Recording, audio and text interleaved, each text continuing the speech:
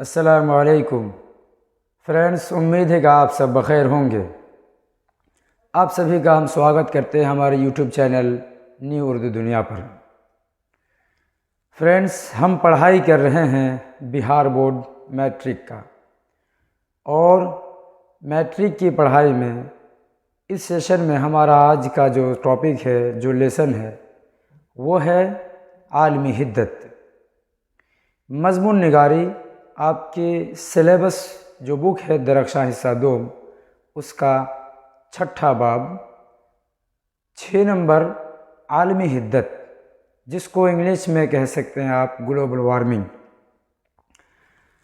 ये आलमी हिद्दत बहुत ही इम्पोर्टेंट है, बहुत ही अहम है आपके मैट्रिक के एग्ज़ाम के लिए। आपके मैट्रिक के एग्ज़ाम में हर साल आलमी हिद्दत से जो मज़मून निगारी है, हर साल सवाल आता है। इसलिए हम आज आपके सामने आलमी हिद्दत को लेकर हाजिर हुए हैं। आलमी हिद्दत की सवाल जवाब हल करने से पहले कुछ पॉइंट्स को हम आपके सामने रखेंगे, जो आपके सवाल और जवाब को हल करने के लिए बहुत ही ज़्यादा मददगार साबित होगा।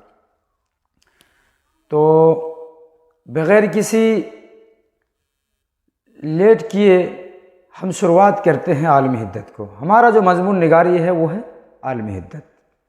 देखिए, सबसे पहला पॉइंट जो हमने आपके लिए लिखा है वो है,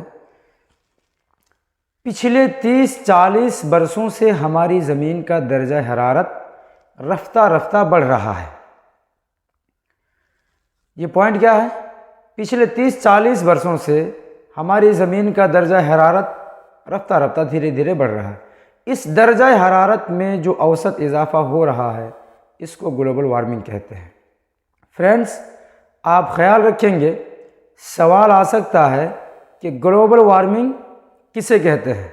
आगे जब हम सवाल और जवाब हल करेंगे, उसमें सवाल आएगा कि ग्लोबल वार्मिंग किसे कहते हैं। तो आप ये याद रखेंगे इस पॉइंट को, पिछले 30-40 वर्षों से जो हमारी ज़मीन की जो तपिश गर्मी बढ़ रही है, इस बढ़ती हुई तपिश को, हमारी ज़मीन की बढ़ती हुई हरारत को क्या कहते हैं? ग्लोबल वार्मिंग कहते हैं। अगला पॉइंट हमने लिखा आपके लिए, वो है ग्लोबल वार्मिंग एक संगीन आलमी मसला है। इसको भी आप याद रखेंगे। ग्लोबल वार्मिंग क्या है? एक संगीन आलमी मसला है। ये भी सवाल में आएगा, इस पॉइंट को आप याद रखें। सवाल बनेगा इस तरह से कि ग्लोबल वार्मिंग कैसा मसला है। अगला पॉइंट आपके लिए लिखे हैं, ग्लोबल वार्मिंग की वजह, यानी हमारी ज़मीन की जो तपिश बढ़ रही है, हमारी ज़मीन की जो हरारत पिछले कई सालों से जो बढ़ रही है इतनी ज़्यादा, इसकी वजह क्या है? हमने आपके लिए वजह लिखा है, ग्रीन हाउस की गैसों के असरात, बेशुमार कुल कारखानों का खुलना, तेज़ी के साथ जंगलों का कटना और मोटर गाड़ियों की तादाद में इजाफा है। बहुत ही महत्वपूर्ण पॉइंट है ये आप सभी के लिए। इस पॉइंट को भी आप ज़हन नशीन कर लें। सवाल आएगा कि ग्लोबल वार्मिंग की वजह, यानी ज़मीन की बढ़ती हुई हरारत तपिश की वजह क्या है? वो क्या है?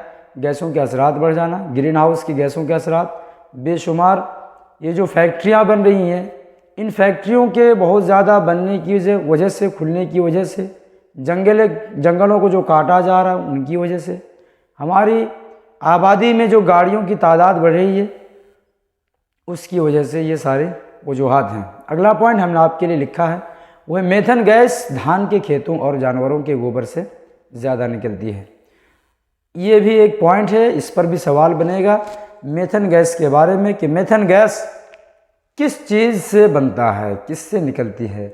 आप याद रखेंगे, धान के खेतों से और जानवरों के गोबर से मेथन गैस निकलती है। अगला पॉइंट देखिए, ज़मीन के दर्जा हरारत बढ़ने से पौधों का ख़त्म हो जाना और ख़तरनाक बीमारियों में इजाफा, तूफ़ान, सैलाब और कहत का सामना जैसे हालात व हादसात के हम शिकार हो रहे हैं।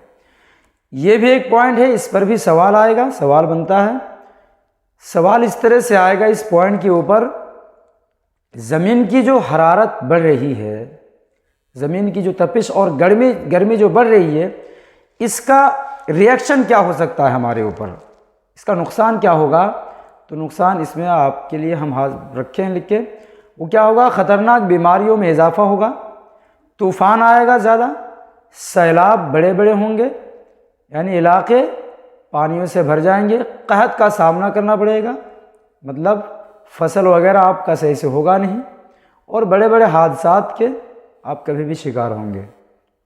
ये है पॉइंट आपके लिए। कुछ और पॉइंट्स हमने लिखा है, आप उसको भी देखें पॉइंट्स। अगला पॉइंट देखिए आप, अगला पॉइंट है ग्लोबल वार्मिंग को कम करने और उससे बचने के लिए दुनिया के बड़े मुल्कों को ग्रीन हाउस गैसों की मिक़दार को कम करना होगा, जंगलों को कटने से रोकना होगा, पौधों और दरख्तों को ज़्यादा से ज़्यादा लगाया जाए, शजरकारी की तहरीक चलाई जाए। ये भी पॉइंट है, बहुत अहम है आपके लिए, इसको याद रखेंगे कि ग्लोबल वार्मिंग जो है, ज़मीन की बढ़ती हुई जो हरारत है, तपिश है, इसको कम कैसे किया जाए, कैसे कम किया जाएगा फ्रेंड्स? आप इसको जहन नशीन कर लेंगे, याद कर लेंगे। कैसे? जो बड़ी बड़ी फैक्ट्रियां हैं, उन फैक्ट्रियों को कम किया जाए, मोटर गाड़ियों को कम चलाया जाए, जंगलों को काटने से रोका जाए, और क्या है, शजरकारी की तहरीक चलाई जाए, यानी पेड़ पौधे लगाने के लिए आदमी को, लोगों को क्या किया जाए? प्रोत्साहित किया जाए, आमादा किया जाए। मजमून निगारी, इस पर एक पॉइंट है, आप इसको भी याद रख लें कि मजमून निगारी की शुरुआत कहाँ से हुई थी, किस कॉलेज से शुरुआत हुई थी? फोर्ट विलियम कॉलेज एक कॉलेज है, शायद ये कलकत्ता में एक कॉलेज था। फोर्ट विलियम कॉलेज से मजमून निगारी का क्या हुआ? आगाज़ हुआ। अगला पॉइंट आप देखें, 2007 में क्योटो में ग्लोबल वार्मिंग को कम करने के सिलसिले में एक कॉन्फ्रेंस भी हुई थी। सवाल आ सकता है 2007 में कहाँ पर ग्लोबल वार्मिंग को कम करने के सिलसिले में कॉन्फ्रेंस हुई थी, प्रोग्राम हुआ था, कहाँ पर? क्योटो में। अगला पॉइंट, 27 दिसंबर से 31 दिसंबर तक 5 दिनों का बाल विज्ञान कांग्रेस नागालैंड के शहर दीमापुर में मुनाकिद किया गया था। इस बात को भी आप अच्छी तरह से जहन नशीन कर लें, ये भी बहुत इम्पोर्टेंट है। सवाल आपका आ जाता है, सवाल इस तरह से बनेगा कि 27 दिसंबर से 31 दिसंबर तक जो 5 दिनों का जो बाल विज्ञान कांग्रेस हुआ था, ये प्रोग्राम कहाँ पर हुआ था? आप याद रखेंगे नागालैंड के शहर दीमापुर में, और तारीख भी याद रखेंगे 27 दिसंबर से 31 दिसंबर तक। आगे point, doctor APJ Abdul Kalam इस प्रोग्राम के खुसूसी मेहमान थे। आखिरी पॉइंट आपके लिए हमने लिखा, एपीजे अब्दुल कलाम ने इसमें एक जादुई मंत्र दिया, वो ये कि 10 से 17 साल की उम्र वाले 20 लाख बच्चे 5-5 पेड़ लगा दें तो इस संगीन मसला का हल हो जाएगा। ये आपका पॉइंट्स जितना भी था ग्लोबल वार्मिंग के सिलसिले में, आलमी हिद्दत के सिलसिले में, हमने आपके सामने पेश किया।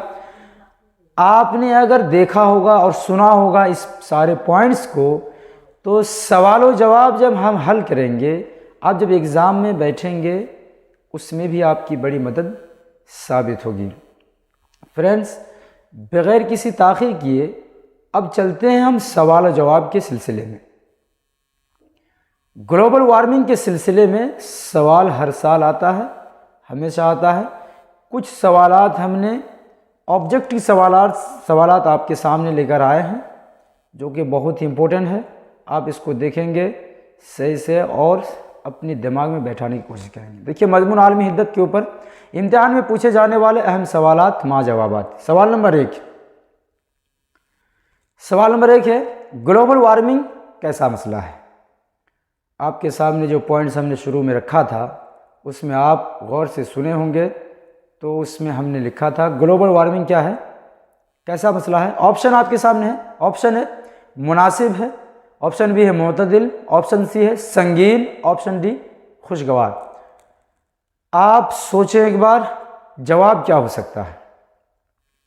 जवाब हमारा हो जाएगा ऑप्शन सी, संगीन मसला। ग्लोबल वार्मिंग क्या है? एक संगीन मसला है। सवाल नंबर 2 है, कार्बन डाइऑक्साइड गैसों में कितना इजाफा हुआ। कहानी जब आप पढ़ेंगे तो उसमें पता चलेगा कि कार्बन डाइऑक्साइड गैसों में पिछले जो 30-40 वर्षों से जो इजाफा हुआ है, वो कार्बन डाइऑक्साइड गैसों में इजाफा कितना हुआ है, आपके सामने हम ऑप्शन रख देते हैं। ऑप्शन ए है 21%, ऑप्शन बी 31%, ऑप्शन सी है 11%, ऑप्शन डी है 14%। आपने अगर गौर से देखा होगा, सुना होगा, तो फिर आपको जवाब बिल्कुल आ जाएगा। पिछले 30-40 वर्षों में जो कार्बन डाइऑक्साइड गैसों में इजाफा हुआ है दोस्तों, वो कितना है, 31%। ये जवाब आपका सही होगा, ऑप्शन बी, 31% इजाफा हुआ किसमें, कार्बन डाइऑक्साइड में। लेकिन कार्बन डाइऑक्साइड के अलावा जो एक और गैस है मेथन गैस, जिसके बारे में हमने पॉइंट्स में बताया आपके लिए, मेथन गैस में भी इजाफा हुआ पिछले 30-40 वर्षों में, उसमें बहुत ज़्यादा इजाफा हुआ है, 149% की ज़्यादती हुई है। उसका सवाल भी आगे आएगा, आप जहन में रखें। सवाल नंबर 3 देखिए, ज़मीन का दर्जा हरारत पिछले 100 सालों में कितना बढ़ गया है। पिछले 100 सालों में ज़मीन की तपिश, ज़मीन की जो गर्मी है, उसमें कितना इजाफा हुआ है। तो आप जवाब देखें, ऑप्शन है आपके लिए, option A 0.45 Celsius degree, option B है 0.55 Celsius degree, option C 0.65 Celsius degree, option D है 0.75 सेल्सियस डिग्री। आपने अगर गौर से सुना होगा हमारे पॉइंट्स को, तो आपको जवाब मिल जाएगा। पिछले 100 सालों में ज़मीन की तपिश जो बढ़ी है वो कितना है, 0.75 सेल्सियस डिग्री। इस कहानी को जब आप अपनी दरक्षा हिस्सा 2 में पढ़ेंगे आपको पता चलेगा।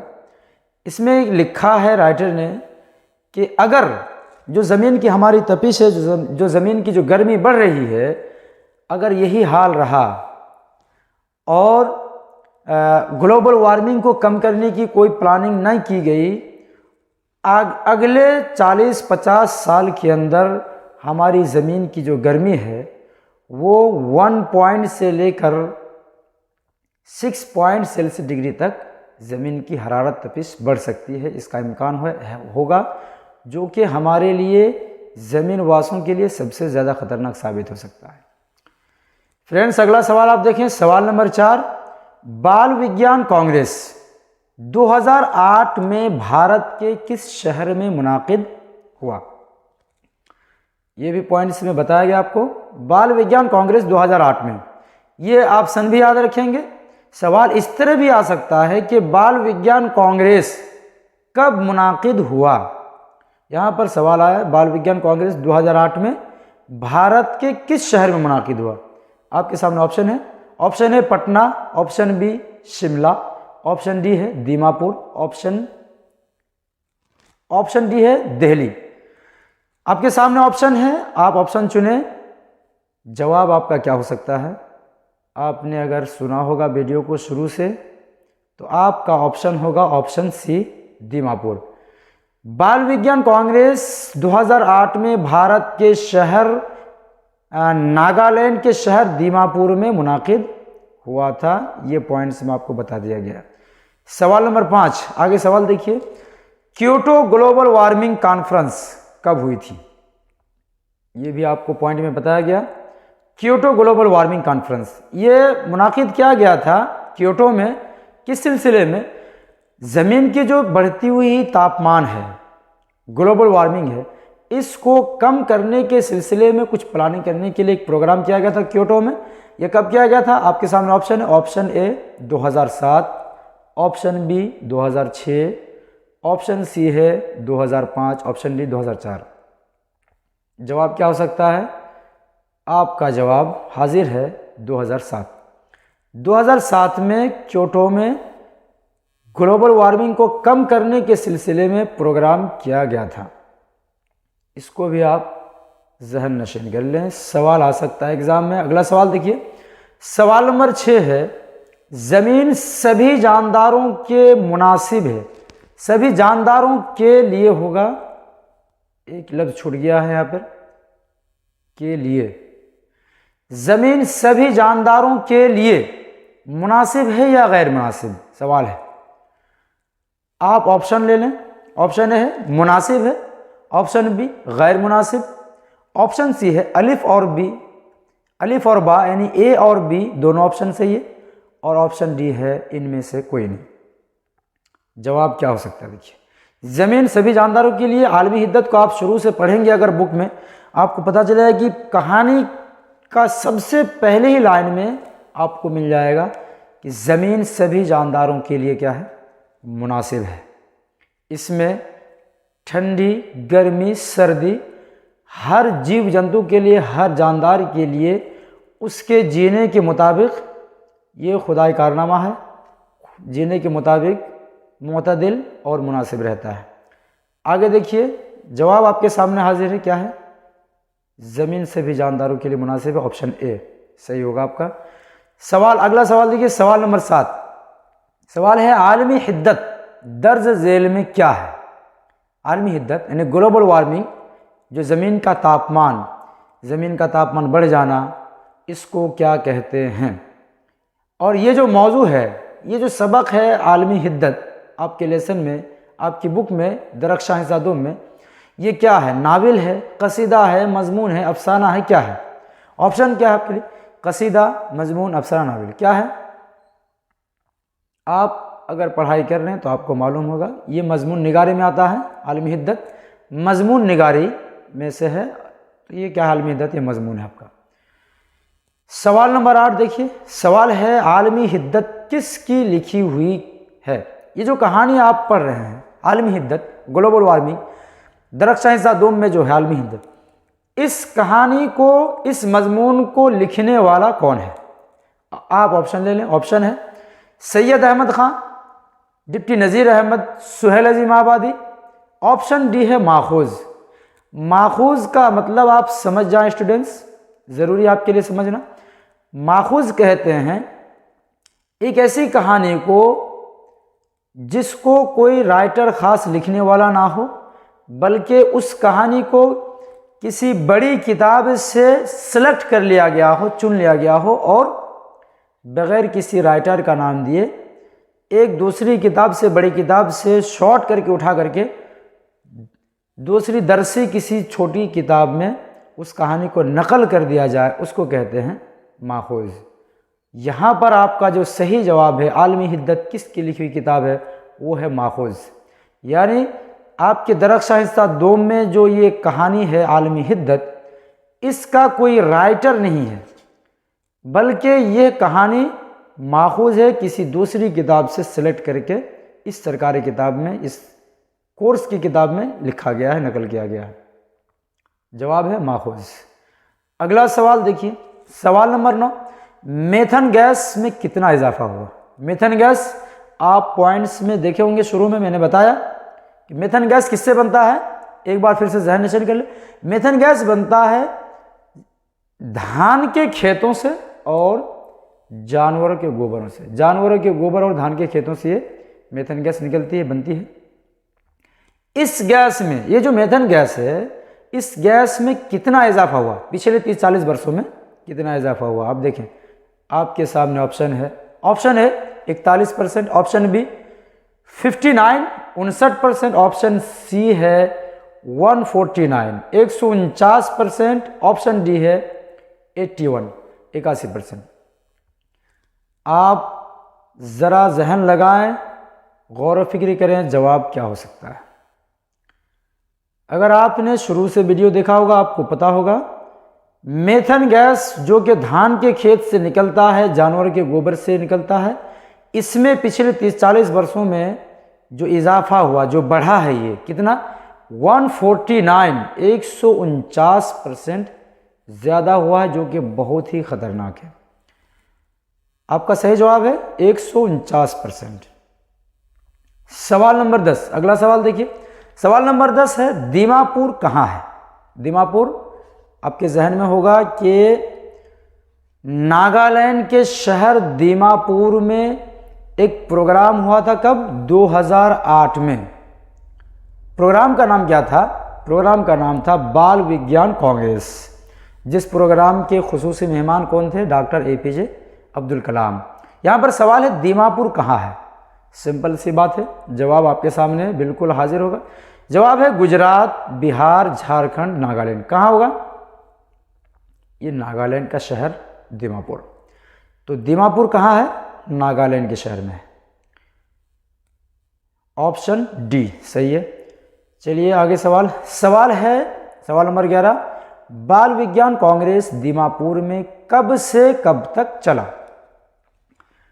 आपको बता दें कि ये जो बाल विज्ञान कांग्रेस, ये जो प्रोग्राम हुआ था ग्लोबल वार्मिंग के सिलसिले में, बढ़ती हुई जो तापमान है हमारी ज़मीन की, इस सिलसिले में जो दीमापुर में प्रोग्राम हुआ था नागालैंड में, ये प्रोग्राम 5 दिन तक चला। लेकिन कब से कब तक? चलिए आप ऑप्शन ले लें। ऑप्शन ए 27 अक्टूबर से 31 अक्टूबर तक, ऑप्शन बी 27 नवंबर से 31 नवंबर तक, ऑप्शन सी 27 दिसंबर से 31 दिसंबर तक, ऑप्शन डी है इनमें से कोई नहीं। जवाब आप एक बार गौर करें, आपके सामने हाजिर है। ऑप्शन सी होगा 27 दिसंबर से 31 दिसंबर तक, ये जवाब सही है। बाल विज्ञान कांग्रेस दीमापुर में जो हुआ था वो कब से कब तक? 27 दिसंबर से 31 दिसंबर तक, 5 दिन तक प्रोग्राम चला। अगला सवाल है सवाल नंबर 12। सवाल नंबर 12 में क्या देखिए, दीमापुर बाल विज्ञान कांग्रेस में मेहमान खुसूसी के तौर पर कौन थे? सवाल क्या है फिर से एक बार देखिए, दीमापुर बाल विज्ञान कांग्रेस यानी नागालैंड के शहर दीमापुर में जो बाल विज्ञान कांग्रेस हुआ था, वो जो प्रोग्राम हुआ था, उस प्रोग्राम में मेहमान खुसूसी चीफ गेस्ट कौन थे? जवाब देखिए आपके सामने ऑप्शन है। Option A Jawaharlal Nehru, option B doctor Rajendra Prasad, option C है Maulana Abul Kalam Azad, option D doctor APJ Abdul Kalam. ज़रा गौर कीजिए, दिमाग लगाइए, ऑप्शन कौन सा सही है, कौन सा जवाब सही हो सकता है? चलिए कौन थे? दीमापुर शहर बाल विज्ञान कांग्रेस के चीफ गेस्ट कौन थे, खुसूसी मेहमान? Option D doctor APJ Abdul Kalam. Doctor APJ Abdul Kalam इस प्रोग्राम के चीफ गेस्ट थे, खुसूसी मेहमान थे। आगे देखते हैं सवाल नंबर 13 देखिए। सवाल नंबर 13 है, अब्दुल कलाम ने ग्लोबल वार्मिंग से निपटने का कौन सा जादुई मंत्र दिया? प्रोग्राम में APJ अब्दुल कलाम ने भाषण दिया था, पूरी तकरीर की थी उन्होंने। उस पूरे भाषण में उन्होंने एक जादुई मंत्र दिया लोगों को ग्लोबल वार्मिंग से बचने के लिए, ग्लोबल वार्मिंग के साथ फाइट करने के लिए, उसको कंट्रोल में लाने के लिए उन्होंने क्या दिया था? एक अक्सर नुस्खा और एक जादुई मंत्र दिया। कौन सा जादुई मंत्र था? देख लीजिए ऑप्शन। जवाब में है आपके सामने 4 ऑप्शन हाजिर है। ऑप्शन है 5-5 पेड़ लगाने का, ऑप्शन बी 10-10 पेड़ लगाने का, ऑप्शन सी है 20-20 पेड़ लगाने का, ऑप्शन डी है 2-2 पेड़ लगाने का। चलिए दिमाग लगाइए, कौन सा सही हो सकता है? कौन सा ऑप्शन सही होगा? स्टूडेंट्स आप याद रखें, APJ अब्दुल कलाम ने जो जादुई मंत्र दिया था वो ये था कि हर 10 से 17 साल के बच्चे, 10 से 17 साल के उम्र के 20 लाख बच्चे 5-5 अगर पेड़ लगा दें, कितने? 10 से 17 साल के उम्र के 20 लाख बच्चे 5-5 पेड़ अगर लगा देंगे तो ये ग्लोबल वार्मिंग जो है, बढ़ती हुई जो तापमान है, तपिश है हमारी ज़मीन की, इसको कंट्रोल किया जा सकता है, ये पूरा मसला हल हो जाएगा। तो आपका ये जो जादुई मंत्र है APJ अब्दुल कलाम का, इसका ऑप्शन ए 5-5 पेड़ लगाने का, ये सही है। ठीक है, आगे सवाल देखते हैं। सवाल नंबर 14 देखिए। सवाल नंबर 14 है, आबो हवा में तब्दीली, मौसमों की मुअय्यना मुद्दत में बदलाव और मुल्कों में गर्मी, मंदरजा बाला तब्दीली को क्या कहते हैं? अच्छा, एक लफ्ज़ और है, फिर से एक बार जवाब, सवाल समझिए, जवाब आप खुद ब खुद दे लेंगे। सवाल फिर से एक बार, आबो हवा में तब्दीली यानी हमारा जो मौसम है, मौसम में अगर अचानक में तब्दीली आ जाए, मौसमों की मुअय्यना मुद्दत में बदलाव, मतलब ये है कि गर्मी के मौसम में अचानक से ठंडी पड़ने लगना, या फिर ठंडी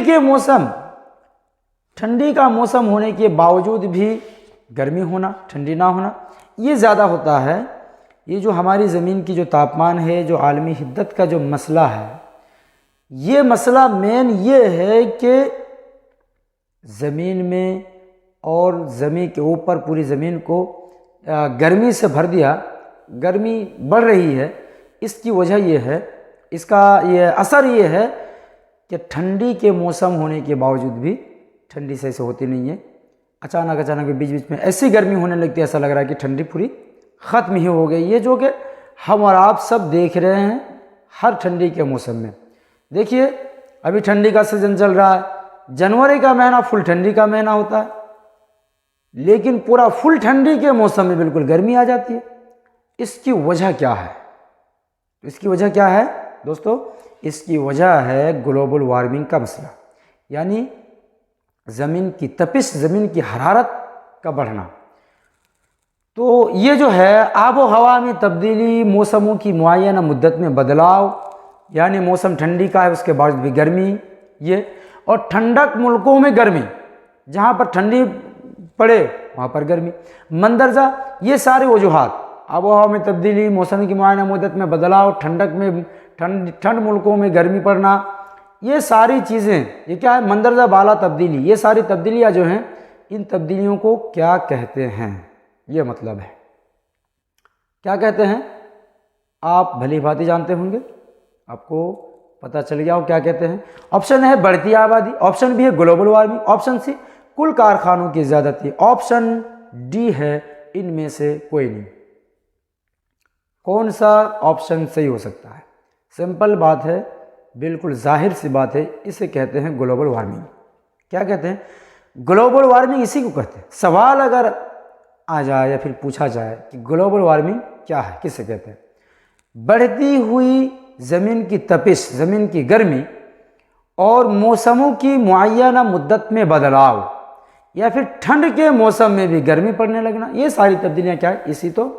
इसे ही तो ग्लोबल वार्मिंग कहते हैं। ये है आपका जवाब। आखिरी सवाल आज के सेशन का, आज की क्लास का आपके सामने हाजिर है। देखिए सवाल क्या है, सवाल number 15, doctor APJ Abdul Kalam दर्ज झेल में क्या थे? डॉक्टर एपीजे अब्दुल कलाम, नीचे जो 4 ऑप्शन है आपके सामने, इनमें से डॉक्टर एपीजे अब्दुल कलाम क्या थे? ऑप्शन है वजीर आजम थे, ऑप्शन बी साबिक सदर आलमगीर साइंसदान थे, ऑप्शन सी है गवर्नर ऑफ बिहार थे, ऑप्शन डी क्या है? इनमें से कोई नहीं, यानी इन तीनों के अलावा कुछ और थे। तो कौन सा ऑप्शन सही हो सकता है? चलिए आप जवाब दीजिए। ऑप्शन बी ये सही होगा। ऑप्शन क्या है? साबिक सदर आलमगीर साइंसदान थे। एपीजे अब्दुल कलाम के बारे में आप सभी जानते होंगे अच्छी तरह से कि एपीजे अब्दुल कलाम ये जो थे मिसाइल मैन के नाम से इनको जाना जाता है। किस नाम से? डॉक्टर एपीजे अब्दुल कलाम को मिसाइल मैन के नाम से जाना जाता है, क्योंकि इन्होंने ही हमारे हिंदुस्तान को, हमारे भारत देश को मिसाइल से नवाजा है। मिसाइल का बनाने वाला, मिसाइल का ईजाद करने वाला यही डॉक्टर एपीजे अब्दुल कलाम ही थे। और डॉक्टर एपीजे अब्दुल कलाम पूरी दुनिया भर के बड़े बड़े चुनिंदा साइंसदानों में से एक बहुत ही बड़े अजीम साइंसदान थे। समझ में आई बात?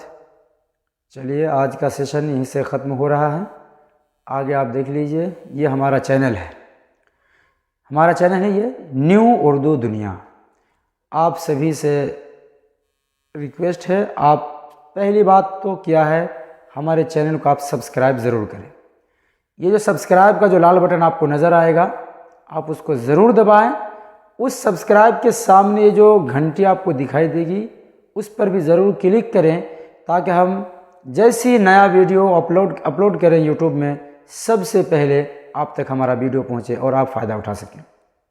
हमारे चैनल को सब्सक्राइब करें, लाइक करना ना भूलें बिल्कुल भी, शेयर आप ज़रूर करें अपने दोस्तों में, ताकि सभी हमारे इस चैनल से, हमारे इस दर्स से, हमारी क्लास से फ़ायदा उठा सकें।